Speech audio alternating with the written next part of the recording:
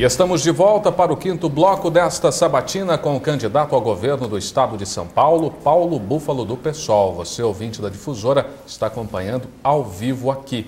E a TV Bem, canal 10 da NET, transmite esta sabatina às 10 horas da noite. Fernanda Bufoni. Candidato, o senhor criticou o fechamento dos Cefans, que são os Centros Específicos de Formação e Aperfeiçoamento do Magistério, no estado de São Paulo.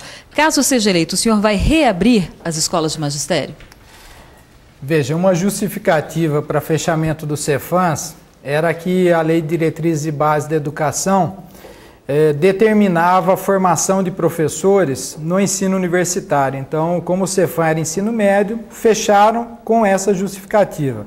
O problema é que não se colocou nada no lugar dos antigos Cefans. A própria estrutura se desmontou, né? Então, nós precisamos não substituir os antigos Cefans, mas fazer com que nós tenhamos formação continuada dos nossos trabalhadores em educação e essa formação inicial, ela volte a ser garantida porque há um conjunto de trabalhadoras, inclusive as monitoras de creche, que em outros locais chamam pajem, que nós queremos vê-las incluídas na carreira do magistério e, portanto, precisa de um novo patamar de formação. Como é que seria? Uma outra estrutura que o senhor criaria? Na verdade, a estrutura dos Cefans, elas continuam existindo e sendo utilizadas com outra aplicação. Então, do ponto de vista de estrutura física, poderia ser pensado nesses espaços. Mas as universidades públicas paulistas, a USP, a Unesp e a Unicamp, elas teriam plena capacidade e espaço, inclusive, com financiamento para poder fazer essa formação continuada, para poder estabelecer programas, já que o governo do estado é quem está à frente dessas universidades, estabelecer programas de formação. Aliás, é o seguinte, nós vamos precisar adotar esse critério rápido, porque se nós quisermos aí ter de fato 2 trabalhadores em sala de aula, como está sendo anunciado, não há. Eu estou esperando meu parceiro lá, porque não chegou até agora, e assim como os outros professores também. Tem sido anunciado isso, nós vamos precisar de muito professor para dar conta de 2 trabalhadores. Como não são eles mais que vão administrar, na verdade a gente vai ter um outro modelo pedagógico. Candidato, o senhor foi filiado ao PT, Sim. Foi o vice-presidente do PT em Campinas e cumpriu pelo partido seus 2 mandatos como vereador. Por qual motivo o senhor resolveu deixar o PT e filiou-se ao PSOL? Bem, eu cumpri até o meio do 2º mandato ainda no Partido dos Trabalhadores. Nós fizemos uma história, vivi dentro do Partido dos Trabalhadores, construímos o maior partido de esquerda da América Latina. No entanto, esse partido e, lamentavelmente, o governo de um operário que nós ajudamos a eleger, optou por aplicar à frente do governo um projeto que não é dos interesses dos trabalhadores. É do interesse do grande capital, da continuidade, da especulação financeira, da canalização de recursos. Nunca os banqueiros tiveram tanto lucro no nosso país, não foi para isso que nós construímos um partido. Então tomamos uma decisão de construirmos um outro instrumento de luta e buscar a identidade desse instrumento com a classe trabalhadora. Foi esse o motivo que tomei a decisão com meus companheiros de deixar o meu antigo partido e está construindo o Partido Socialismo e Liberdade. Candidato, na abertura da propaganda obrigatória na TV, sua equipe de campanha apresentou um casal de homens se beijando por 2 segundos. Foi o primeiro beijo gay da história do horário político brasileiro. A exibição foi alvo de críticas de diversas lideranças religiosas e de políticos conservadores. Qual foi o propósito de usar essa imagem? E o senhor se arrepende de ter colocado a cena no ar? Não, de maneira nenhuma. Nós estamos dizendo em todos os espaços que nós vamos combater a homofobia. Esse é um tema que a sociedade não pode virar o olho, dar as costas para isso, e nem o Estado pode dar as costas. O que me impressionou nessa reação toda foi que as manifestações de carinho, como essa, por exemplo, do nosso ponto de vista, elas precisam ser mostradas. As pessoas hoje, elas não se indignam, por exemplo, com um imenso conteúdo de violência, de erotização, inclusive dos programas infantis. Agora, elas ficam surpresas, enfim, ficam indignadas, inclusive em alguns casos, né, com uma manifestação de carinho como essa por uma realidade que está em cada esquina das nossas cidades. Eu queria chamar a atenção para que essas pessoas elas passem a olhar com um olhar mais crítico, por exemplo, as propagandas e as verdadeiras farsas que têm sido vendidas pelos meus adversários para a população. Isso sim é um assinte, né? É uma ofensa à população, aos princípios e aos valores aí humanos. Candidato, o senhor tem uma histórica ligação com a Igreja Católica, mas se eleito governador, se fosse, caso eleito governador paulista, o senhor apoiaria a união civil de homossexuais? E o que o senhor diria para a sua igreja? Não, em primeiro lugar, que eu não posso querer, à frente de um Estado que trabalha com várias religiões, que se relaciona com várias religiões, com várias ideologias, eu não posso querer que esse Estado seja minha imagem e semelhança nesse aspecto.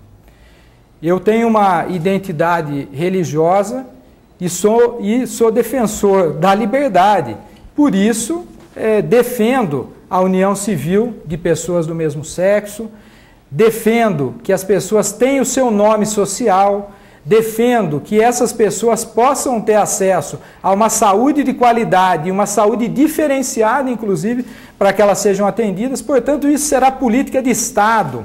Eu não quero que esse Estado que eu pretendo administrar seja a imagem dos meus princípios religiosos. É isso que eu vou dizer para a minha igreja, é isso que eu vou dizer para a minha religião, é isso que eu vou dizer para aqueles que acreditam e que estão em volta de mim. O senhor acredita que os casais homossexuais constituídos também devam ter o direito de adotar crianças? Sem sombra de dúvidas, hoje nós já temos políticas que substituem, inclusive, os abrigamentos, que são as famílias acolhedoras, onde uma única pessoa, seja ela homem, seja ela mulher, passada por uma avaliação, pode ser uma família acolhedora.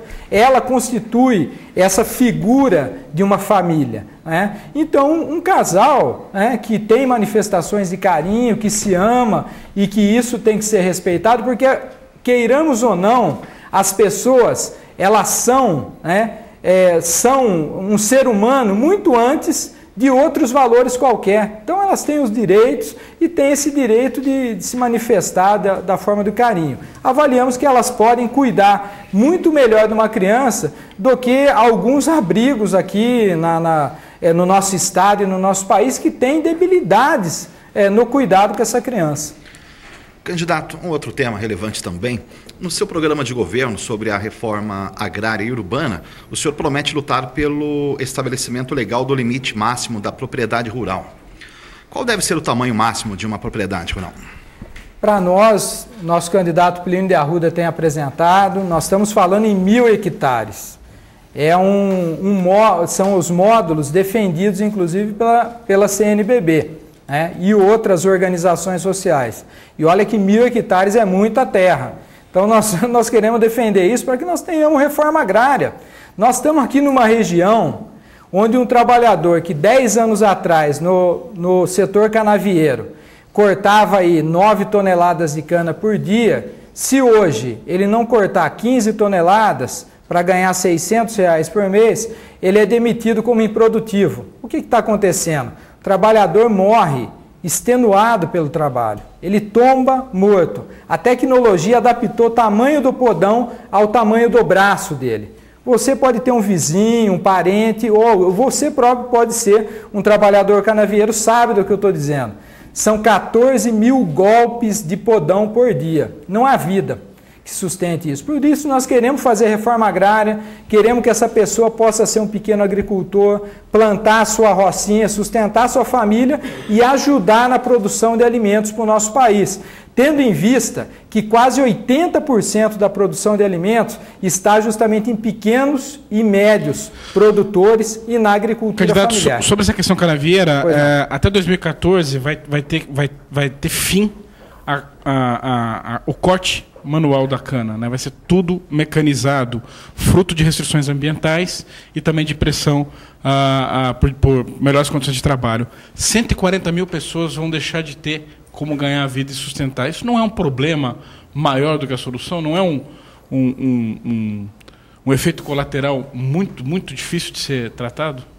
Não, a mecanização e as novas tecnologias, assim como eu falei da tecnologia do podão, essa tecnologia ela vai acabar substituindo essa mão de obra. Então, para absorver essa mão de obra, é que nós falamos da formação técnica que precisa ser adquirida, mas é evidente que a lavoura mecanizada não absorverá toda essa mão de obra. E justamente por isso nós defendemos a reforma agrária. No estado de São Paulo, há 1 milhão de hectares de terra, guardem esse número, 1 milhão de hectares de terra em litígio.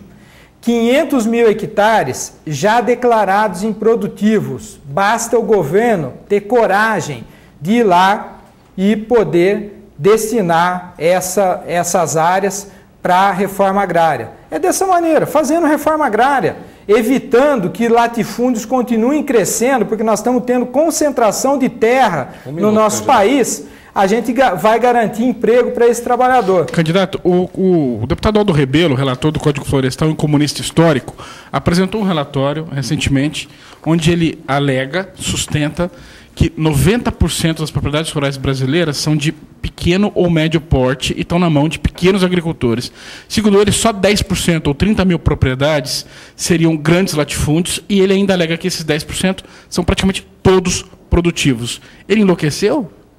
Não, o problema, lamentavelmente, o deputado Aldo Rebelo trocou a foice e o martelo pela motosserra e está atendendo aos interesses do agronegócio, não dos pequenos agricultores. Tanto é assim que os pequenos agricultores se declararam, junto com a nossa bancada, contrários ao novo Código Florestal proposto pelo deputado Aldo Rebelo.